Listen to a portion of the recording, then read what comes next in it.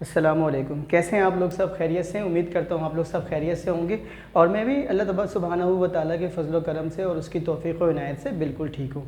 Second year में mathematics में हम लोग कर रहे थे 7.1 और ये है आपका स्ट्रेट लाइन। स्ट्रेट लाइन में जो अब तक हमने फार्मूला सीखे हैं वो सीखा है हमने डिस्टेंस फार्मूला, इसके बाद हमने सीखा था मिड पॉइंट फार्मूला। ठीक है, आगे जाकर इसी एक्सरसाइज में हम करने वाले हैं इंटरनल डिवीजन और करने वाले हैं एक्सटर्नल डिवीजन। ठीक है, जब ये इंटरनल डिवीजन और एक्सटर्नल डिवीजन के सवालात आएंगे तो हम उस पर भी आपको पहले फार्मूला बता देंगे ताकि फिर उसके मुताबिक सवालात को आप आज खुद सॉल्व कर सकें।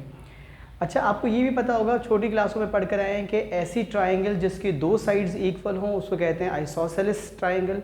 ऐसी ट्राइंगल जिसकी तीनों साइड्स इक्वल हों उसे कहते हैं हम इक्विलेटरल ट्राइंगल। और ऐसी ट्राइंगल जिसका कोई साइड इक्वल ना हो, यानी तीनों की तीनों साइड्स जो हैं वो अनइक्वल हो, उसे कहते हैं स्केलियन ट्राइंगल।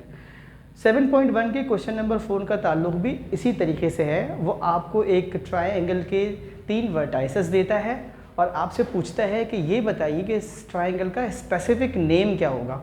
ट्राइंगल का नाम है ABC और इस ट्राइंगल में आपने ABC यानी A, B और C इनके 3 वर्टाइसेस की मदद से पहले आप डिस्टेंस निकालेंगे AB का, फिर डिस्टेंस निकालेंगे BC का और आखिर में डिस्टेंस निकालेंगे AC का।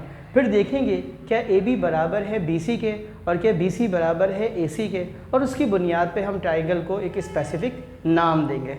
तो बहुत ही आसान सवाल है, बस डिस्टेंस का फार्मूला आना चाहिए। कमाल है इसमें डिस्टेंस के फार्मूले का, जो कि कहलाता है D = whole under root x2 - x1 का whole square plus y2 - y1 का होल स्क्वायर। ठीक है, तो चलते हैं सवाल की तरफ। सवाल में वो कह रहा है कि if ABC is a triangle whose vertices are A -3, 3, B -2, 6 and C 3, 0 give the most specific name.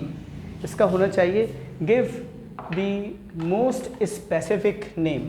ठीक है जी, तो ये मैंने कर दिया इसको most specific name of the triangle.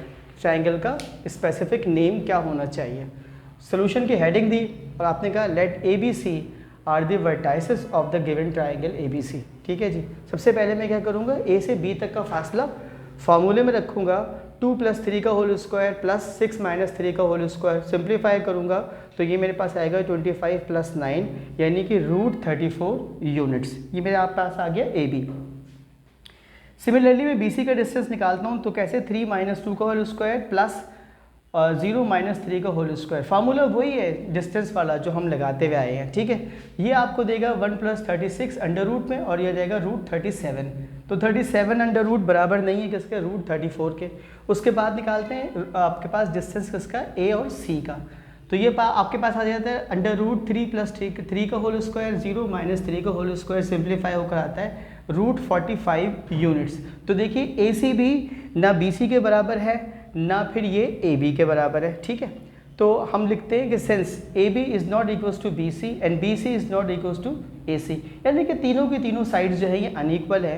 तो आप यूँ भी लिख सकते हैं all 3 sides are unequal therefore it is an scalene triangle. आपकी जो किताब है, टेक्स्ट बुक है, इसमें आपको इसके आंसर में सिर्फ ये आंसर दिया हुआ है स्केलियन ट्राइंगल।